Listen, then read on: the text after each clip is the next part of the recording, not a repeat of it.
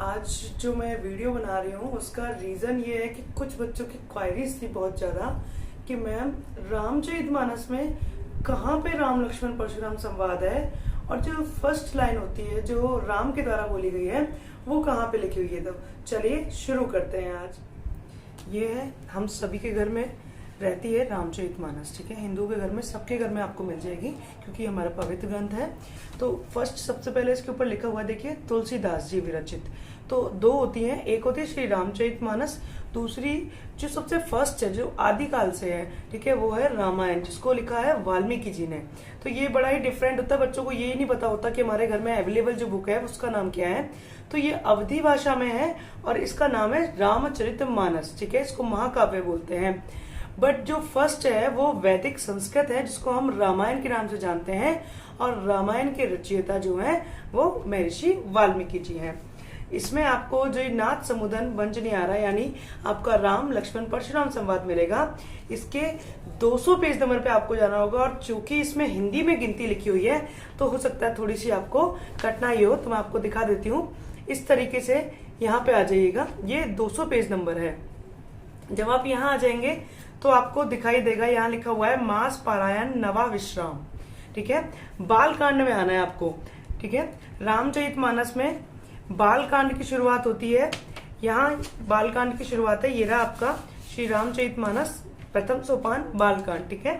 तो बाल कांड से आपको 200 पेज नंबर पे आना है। 200 पेज नंबर के आने के बाद में आपको यहाँ पे नवा विश्राम दिखाई देता है। तो देखो, नाथ संबोधन भंज न्यारा। कई लोगों की क्वायरीज होती है कि भाई कहाँ लिखा हुआ है कि राम के द्वारा बोलेगा, क्योंकि कई बुक्स में लिखा हुआ है कि लक्ष्मण के द्वारा। तो आप इससे पहले वाला देख लीजिए यहाँ पे कि सवै बिलोक लोग सब जानी की भीरू हृदय न हर्षु विषादु कछु बोले श्री रघुबीरू। कौन बोल रहे हैं कि सबको डरा हुआ देखकर और सीता जी को भी डरा हुआ देखकर जो परशुराम जी के गुस्से को शांत करने के लिए कौन बोल रहा है? श्री रघुबीरू, रघुबीर बोल रहे। रघुबीर कौन है? रामचंद्र जी हैं, ठीक है। तो ये फर्स्ट जो लाइन आती है वो रामचंद्र जी के द्वारा आती है कि नाथ समुदन भंज नियारा हुई केव एक दास तुम्हारा आय सु कहा कही कि नमोही सुनी रिसाई बोले मुनि कोई। कि हे मुनिवर, इस धनुष को तोड़ने वाला, भंग करने वाला आप ही का कोई दास रहा होगा, क्या आज्ञा है, आप मुझे क्यों नहीं बताते। और इतना सुनते ही मुनिवर जो है वो क्रोध में कहने लगे। तो ये वाला पूरा पोर्शन मैंने कल आपको पढ़ाया था, ये आपको उस वीडियो में मिल जाएगा, ठीक है। इसका जो सेकंड हमारे पास आता है वो था यहाँ से कि लखन कहा हंसी हमरे जाना, कि लखन ने हंस के कहा सुनहु देव सब धनुष समाना। कि हे देव, हमने, हे ब्राह्मण, हमने तो सुना था कि सभी धनुष क्या होते हैं? एक समान होते हैं। का क्षति लाभ जून धनु तोरे देखा राम नयन के भोरे। कि हे मुनिवर, किसी पुरानी वस्तु के टूट जाने पर लाभ और हानि नहीं देखे जाते, और श्री राम ने तो इसको नवीन के धोखे से देखा था। छुअत टूट रघुपति न दोषु। देखिए अतिशोक्ति अलंकार हो गया यहाँ पे कि छुअत टूट, कि रघुपति का इसमें कोई दोष नहीं है, यह पुराना होने के कारण छूते ही टूट गया। मुनि बिनु काज करिए कत रोषु, कि आप मुनिवर बिना किसी कारण के ही क्रोध। उसके बाद देखिए कि बोले चित पर सुखी ओरा रे सट सुनई सुभाव न मोरा। कि परशुराम जी अपने फरसे को दिखाते हुए बोले कि हे मूर्ख, तूने मेरे स्वभाव के बारे में नहीं जाना है। बाल को बोली बधो नहीं तो ही केवल मुनि जन जान ही मोही। बाल ब्रह्मचारी अतिग्रोही विश्व विदित क्षत्रिय कुलद्रोही। कि मैं बालक समझकर तुझे वध नहीं कर रहा हूँ, मैं बालक समझकर तुझे मार नहीं रहा हूँ। केवल मुनि जन जान ही मोही, और तू केवल मुझे मुनि ही जान रहा है। बाल ब्रह्म, अब वो अपने बारे में बता रहे कि मैं कौन हूँ। कि बाल ब्रह्मचारी, मैं बचपन से ही बहुत अधिक क्रोध करने वाला बाल ब्रह्मचारी हूँ। विश्व विदित, और पूरे विश्व में विदित हूँ, जाना जाता हूँ क्षत्रिय कुल का नाश करने वाले के नाम से। भुजबुल भूमि भूप बिनुकीनी विपुल बार महित देव हदीनी। सहस बाहु भुज छेद निहारा परसु बिलोक महिप कुमारा। कि भुजबुल, मैंने अपनी भुजाओं से कितनी ही बार इस पृथ्वी को, भूप मतलब राजा, राजाओं से विहीन कर दिया है। विपुल बार महित देव हदीनी, और अनेकों बार इसे देवताओं को दान में दे दिया है। सहस बाहु भुज छेद न्यारा, और मेरे इस फरसे को देखो जिसने सहस बाहु की भुजाओं को भी छेद दिया था, अर्थात काट दिया था। परसु बिलोक महीप कुमारा, कि हे राजा के पुत्र, मेरे इस फरसे को देखो जिसने सहस बाहु की भुजाओं को भी काट दिया था। मातु पिता जनी सोच बरस करसी महित किशोर, महिष किशोर राजा का पुत्र। गर्भ के अर्भक दलन परसु मोर अति घोर, कि तुम अपने माता पिता को सोच के वश में क्यों करना चाहते हो। मेरा ये भयानक फरसा देखो जो गर्भ में पल रहे अजन्मे बच्चों का भी नाश कर देता है। उसके बाद देखिए, बिहसी लखन बोले मैं दुबानी, अहो मुनीश वहां बटमानी, पुनि पुनि मोहि दिखाव कुठारू, चैत उड़ावन फूकी पारू। पुनि पुनि पुनरुक्ति प्रकाश अलंकार, कि इतने पे ही जब इतनी वीरता का वर्णन यहाँ पर परशुराम जी ने किया तो इतने के पश्चात लक्ष्मण जी हंसते हुए बोले कि बिहसी लखन बोले मैं दुबानी, हंसते हुए मीठी वाणी में लक्ष्मण बोले अहो मुनीश महाबटमानी, की हे मुनिवर आप अपने आप को बड़ा भारी योद्धा समझ रहे हैं। ये व्यंग हो गया यहाँ पे। पुनि पुनि मोही दिखाव कुठारू, ये बार बार मुझे आप अपना फरसा क्यों दिखाते हैं, और ऐसा लगता है जैसे आप फूंक से पहाड़ उड़ाना चाहते हैं। यह कुमड़बतिया कोई नाही, जो तर्जनी देखी मरी जाही, देखी कुठारू सरासर बाना, मैं कुछ कहा सहित अभिमाना, कि यहाँ पर कोई भी कुमड़े का फल यानी कच्चा फल अर्थात नादान और कमजोर बालक नहीं है जो तर्जनी उंगली को देखेगा और डर के मारे भयभीत हो जाएगा। देखी कुठारू सरासर बाना, कि मैंने आपके कुठार और धनुष बाण को देखकर बहुत कुछ अभिमान सहित कह दिया था। भृगुसुत समझी जनेऊ बिलोकी, और मैं आपको भृगुसुत भृगुवंश मणि समझकर और जनेऊ बिलोकी ब्राह्मण समझकर जो कुछ कहो सहो ऋषि रोकी। ठीक है, कि मैं आपको भृगुवंश मणि और ये आपके जनेऊधारी ब्राह्मण समझकर जो भी कुछ आप कहते हैं मैं उसको अपने क्रोध को रोक कर सह लेता हूँ या सुन लेता हूँ। सुर महिसुर हरिजन अरुगाई, हमरे कुल इन पर न सुराई। क्योंकि अब वो कह रहे हैं कि क्यों सुन रहा हूं मैं, क्योंकि सुर महिसुर हरिजन अरुगाई, ठीक है, कि हमारे कुल में देवता ब्राह्मण और भगवान हरि के भक्त और गाय, अरु मतलब और, गाय मतलब गाय, इन हमरे कुल इन पे न सुराई, सुराई मतलब युद्ध करना, इनके ऊपर युद्ध नहीं किया जाता अर्थात इनसे युद्ध नहीं किया जाता। बंदे पापू अब कीर्ति हारे, माता रहू पाप परी तुम्हारे, कि अगर इनसे लड़े तो पाप होता है और इनसे अगर जानबूझ के हार जाएं तो चारों ओर अपकीर्ति होती है, बदनामी होती है, तो इसलिए मैं तो केवल आपके पैर ही पड़ सकता हूँ। कोटि कुलिस सम वचन तुम्हारा, उपमा अलंकार, कोटि कुलिस सम वचन तुम्हारा, कि हे मुनिवर आपका एक एक वचन करोड़ों व्रजों के समान है। व्यर्थ दरउदन बाण कुठार, और आप बेकार में ही धनुष बाण और फरसा धारण करते हैं क्योंकि आपका एक एक वचन ही करोड़ों व्रजों के समान है। जो बिलोकी अनुचित कही, क्षमा महु मुनि धीर, सुनी सरोज भृगुवंश बोले गिरा गंभीर। ठीक है, कि जो बिलोकी, अगर अब भी मैंने आपके धनुष बाण और कुठार को देखकर अगर अब भी मैंने कुछ अनुचित कह दिया हो तो हे धैर्य को धारण करने वाले महामुनि धीर, आप मुझे माफ कीजिएगा, क्षमा कीजिएगा। और यह सुनकर भृगुवंश मणि जो है परशुराम जी क्रोध के साथ गंभीर वाणी में बोले, कौशिक सुनहु मंद यहु बालक, कुटिल काल बस निज कुल घालक, भानु पस राकेश कलंकु, निपट निरंकुश अब्दु असंकु, कि हे विश्वामित्र सुनो, यह बालक बड़ा ही कुबुद्धि और कुटिल है, काल के वश में आकर, ठीक है, कालवश लिखा हुआ है, काल के वश में आकर यह अपने ही कुल के लिए घातक या नाश करने वाला बन रहा है। यह सूर्य वंश में उसी प्रकार है जिस प्रकार चंद्रमा पर कलंक, तो यह सूर्य वंश में चंद्रमा रूपी कलंक के समान है, रूपक अलंकार। निपट निरंकुश अब्दु असंकुर, यह बालक बिल्कुल उद्दंड मूर्ख और निडर है। निरंकुश जिसके ऊपर अंकुश ना हो, ठीक है, निपट मूर्ख, अबुद, ठीक है, और निडर। काल कवलु हुई छन माही, कहू पुकारी खोरी मोही नाही, कि यह बच्चा, यह बालक थोड़े ही क्षण में काल की प्राप्ति कर लेगा अर्थात मृत्यु को प्राप्त हो जाएगा।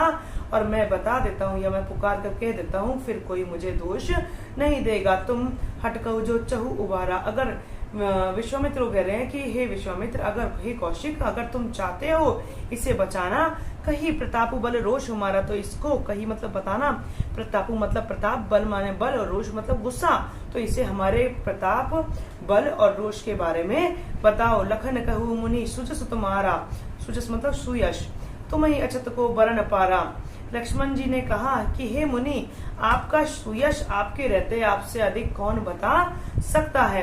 अपने मुंह तुम आप नहीं करनी। कितनी बार तो आपने अपने मुंह से ही अपनी बातें कह दी हैं। बार अनेक बाती बहुबरनी, और कितने ही वर्णन को आपने अपने मुंह से ही बता दिया है।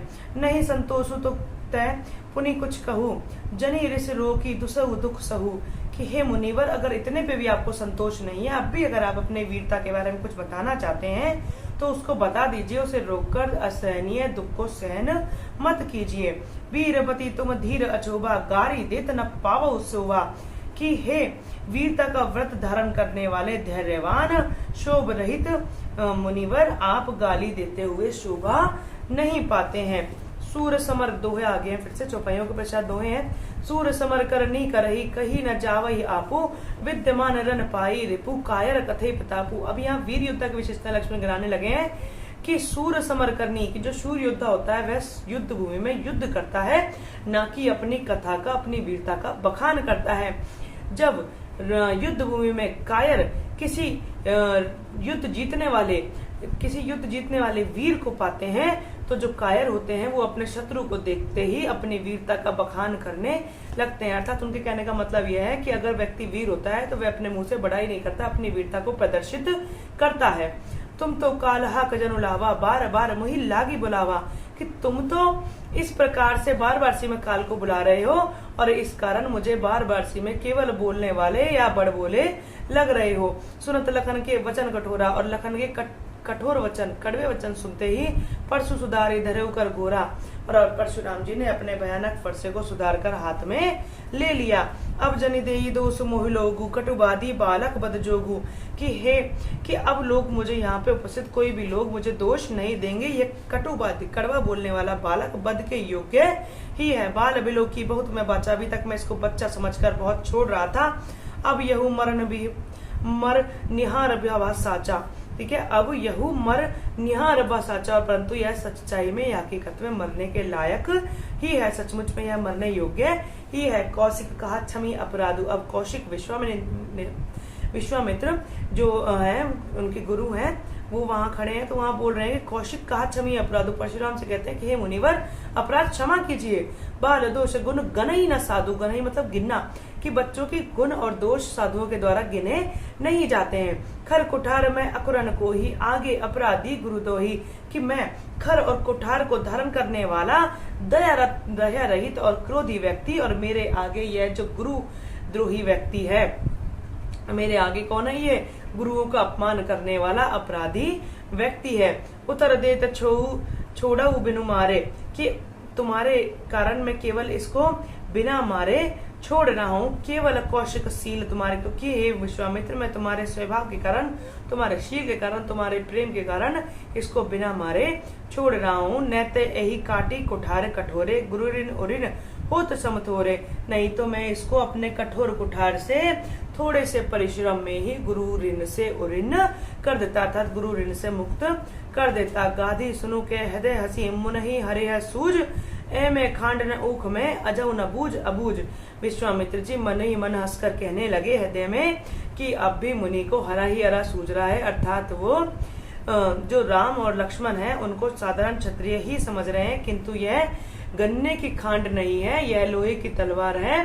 यह कोई गन्ने की खांड नहीं है जो मुंह में रखते ही घुल जाएगी। यह लोहे की बनी हुई कठोर तलवारें हैं। और मुनि अब भी इनको समझकर भी समझना नहीं चाह रहे हैं, अर्थात इनके प्रभाव को समझ नहीं पा रहे हैं। कही लखन मुनिशील तुम्हारा, को नहीं जान विदित संसारा।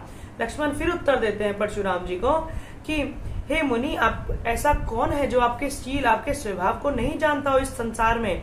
माता पिता उऋण भयनी, के आप माता पिता के ऋण से तो बहुत अच्छी तरीके से उऋण यानी मुक्त हो गए। गुरु ऋण रहा सोच बड़ जी के, परंतु आपके ऊपर आपके गुरु का ऋण, गुरु कौन थे? शिव जी। इनके गुरु का ऋण रह गया है, और उसके कारण आपको बड़ा ही सोचना पड़ रहा है। आप उसके कारण बहुत ही जी में, यानी वो कह रहा है कि आपके ऊपर अभी गुरु का ऋण बहुत अधिक बढ़ गया है। सो जनु हमरे माथे काड़ा, इसलिए आपने वह जो गुरु ऋण था वह हमारे ऊपर थोप दिया है, काट दिया है। दिन चली गए ब्याज बढ़बाड़ा, और अब जो बहुत अधिक दिन हो गए हैं उस गुरु ऋण के, इसलिए उस पर ब्याज भी बढ़ गया है। अब आनी व्यवहार ही बोली, अब ऐसा करिए, किसी व्यवहार करने वाले व्यक्ति को बुला लीजिए, तुरंत देऊं मैं थैली खोली, जिससे मैं आपके गुरु ऋण को ऋण करने के लिए थैली खोलकर दे सकूं। सुनी कटु वचन कुठार सुधारा, और इतने कड़वे वचन सुनते ही उन्होंने अपने फरसे को सुधार लिया। हाय हाय सब सभा पुकारा, और सारी सभा क्या पुकारने लगी? हाय हाय पुकारने लगी। भृगुबर परशु दिखाव मोही। अब लक्ष्मण फिर कह रहे हैं कि हे भृगुवंशमणि परशुराम जी, आप मुझे बार बार से में कुठार क्यों दिखाते हैं? विप्र बिचारी बचो नृपदोही, कि हे राजाओं के शत्रु, मैं आपको केवल ब्राह्मण समझकर अभी तक बचा रहा था। मिले न कबहु सुबट रणगाड़े, कि आपको कभी भी रन को जीतने वाले रणधीर बालक नहीं मिले। द्विज देवता घरे के बाड़े, की हे ब्राह्मण देवता, आप केवल अपने ही घर में बड़े बनकर रह गए। अनुचित कही सब लोग पुकारे, और लक्ष्मण की इतनी बातें सुनते ही सारे लोग जो वहां उपस्थित थे वे अनुचित अनुचित कहकर पुकारने लगे। रघुपति सैन रखुन ने वारे, और रघुपति श्री रामचंद्र जी ने लक्ष्मण को आंखों के इशारों से रोक दिया। लखन उत्तर आहुति सरी से, लखन के जो उत्तर थे वह आहुति के समान थे। भृगुबर कोप कृशानु, भृगुबर परशुराम, कोप मतलब क्रोध, कृशानु मतलब अग्नि। परशुराम की मुनिवर या परशुराम की क्रोध रूपी अग्नि में लखन के जो उत्तर थे वह आहुति के समान थे, जिसके कारण उनकी क्रोध रूपी अग्नि और अधिक बढ़ रही थी। बढ़त देखी, क्रोध रूपी अग्नि को बढ़ता देख, जल सम वचन, सम मतलब उपमा अलंकार हो गया, जल के समान शीतल वचन बोले रघुकुल भानु, कि अगर परशुराम जी की क्रोध रूपी अग्नि को बढ़ता हुआ देख, क्योंकि वह अग्नि किसके उत्तर से बढ़ रही थी? लक्ष्मण के आहुति के समान उत्तरों से बढ़ रही थी, जिसको बढ़ता देख लक्ष्मण के उत्तरों के कारण जो परशुराम की क्रोध रूपी अग्नि बढ़ रही थी उसको बढ़ता देख जल के समान शीतल वचन रघुकुल भानु यानी श्री रामचंद्र जी के द्वारा बोले गए। तो एक क्वेश्चन ये भी आता है कि राम लक्ष्मण परशुराम संवाद की शुरुआत और अंत किसके कथनों से हो रही है? तो यह श्री राम के वचनों से हो रही है, क्योंकि श्री राम ही है जो विनम्रता पूर्वक शीतलता पूर्वक वचनों का प्रयोग यहाँ पर कर रहे हैं। आई होप आपको समझ में आया होगा, और इसी प्रकार से मेरी वीडियो को देखने के लिए मेरे चैनल को लाइक, शेयर एंड सब्सक्राइब कर दीजिए।